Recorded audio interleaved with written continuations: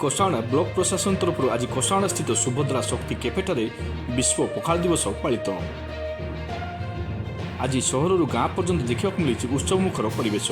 घरे घरे प्रस्तुत होची पखाल सांगरे आलू भजा, बैगण भजा, साग, बड़ीचूरा, माछ भजा और आचार भली विभिन्न पारंपरिक व्यंजन। लोक माने परिवार सदस्य मित्र सहित बसी पारंपरिक खाद्यर आस्वाद ने विश्व पखाल दिवस पालन कर। पखाल दिवस केवल ओडिशा रे सीमित नुहे बरं देश में विदेश में रोथुवा ओडिया माने मध्य बहुत उत्साह सह यहाकू पालन करछंती।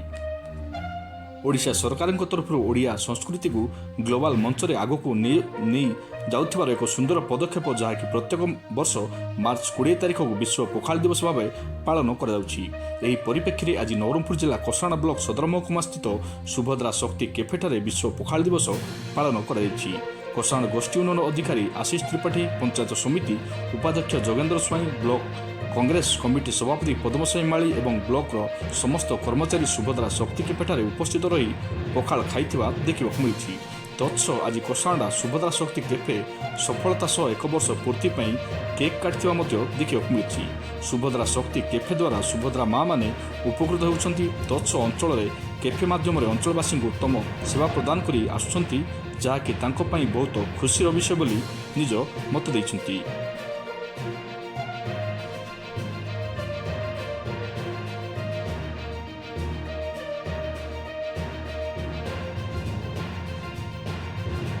आज निश्चित भाव में आज गोटे खुशी दिन जेहेतु कि आम ओडिया सबुठ बढ़िया आज विश्व पखाल दिवस।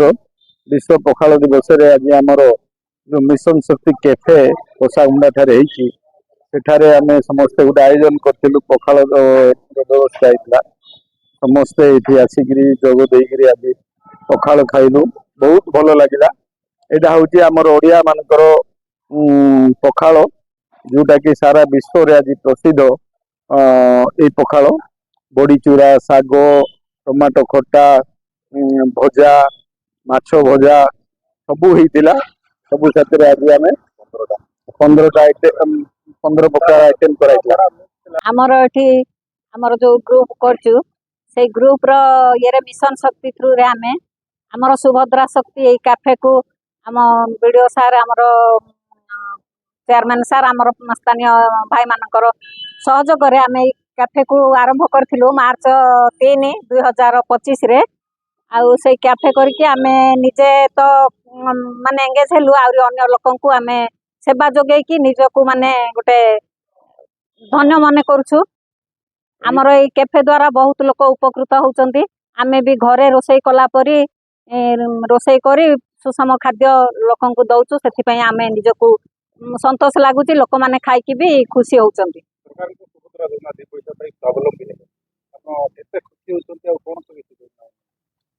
योजना द्वारा आम बहुत उपकृत होइचु। आमर महिला माने सब काम पाइले से आम निजको माने आर्थिक स्थिति टिके आमर दृढ़ होइची। अन्य माने भी आम थ्रू रे जो अन्य जो माने भी काम पाई से माने भी तांकर आर्थिक सचलता टिके रहिला। सबु प्रकार सुविधा हला, लोक माने भी कम पैसा रे भी भल खाद्य पाई पारुचंती। आमे भी सेमान को खाद्य जोगे कि बहुत खुशी। सुभद्रा शक्ति कैफे रो हैप्पी एनिवर्सरी उपलक्षे गोटे कविता विश्व पखाल दिवस मार्च मासर 20 तारिख विश्व पखाल दिवस पालुछंती सिना आम ओडियाक पखाल सबु दिवस। आम जगन्नाथ बड़ ठाकुर निकट में भोग लगे लक्ष्मी ठाकुराणी मार्गशीर मासे दही पखाल को रसे। नाना खाद्य आज हाथ पांतारे थाउ पछे टेबुल रे पखालर गुण पाइब कि भाई आजिर फास्ट फूड रे। गरीबर साथी अटई पखाल धनी खाए गोटे दिन भात बली गले ढाली दियो पानी पखाल तापर दिन। पखाल भात को भेंडी भजा और बड़ीचूरा जदि थाए कंसाए पखाल उठी जाए थे जना भी पड़ी न थाए। साग भजा साथे आलू भरताटे बैगण गुटे पोड़ी कंचा लंका और लुण टिके देइथिबो बड़ी चूरी। कृषक भाईटी खाई दे जाए बिलकु काम रे तार श्रमिक भाईर थका मेंटी जाए खाई थाए से पखाल। पिठो पखाल सांगिरे लागी थाए भारी मजा। पखाल रो दही फुटण मिसिबो ता साथी रे आलू भजा। पेट रोग केबे हुए नाही भाई ଖାଇବ ଯଦି ପଖାଳ ଅଂଶୁଘାତ କେବେ ହେବ ନାହିଁ ଜାଣ। ନିଦ ବି ହୋଇଥିଲେ ଗ୍ରୀଷ୍ମ କାଳ ନିଦ ଭଲ ହୁଏ ପଖାଳ ଖାଇଲେ ଶରୀର ବି ସୁସ୍ଥ ରହେ। ନେଉଟିଆ ଶାଗ ଭଜା ସାଥେ ଯେବେ କାକୁଡି ସାଲାଡ ଥାଏ ଭାରି ଭଲ ଲାଗେ ପଖାଳ କଂସାକୁ ଦେଶୀ ପିଆଜର କୋଳ। ଧନୀ ଓ ଗରିବ ସଭିଙ୍କର ସାଥୀ ଓଡିଆ ଘରେ ପଖାଳ। ପଖାଳ ଦିବସ ମନାଇବା ପ୍ରତି ଓଡିଆଙ୍କ ଘରେ ପହଞ୍ଚିଛି ଯାହା ଆମ ଓଡିଶାରୁ ସାରା ବିଶ୍ୱ ଦରବାରେ। ଧନ୍ୟବାଦ।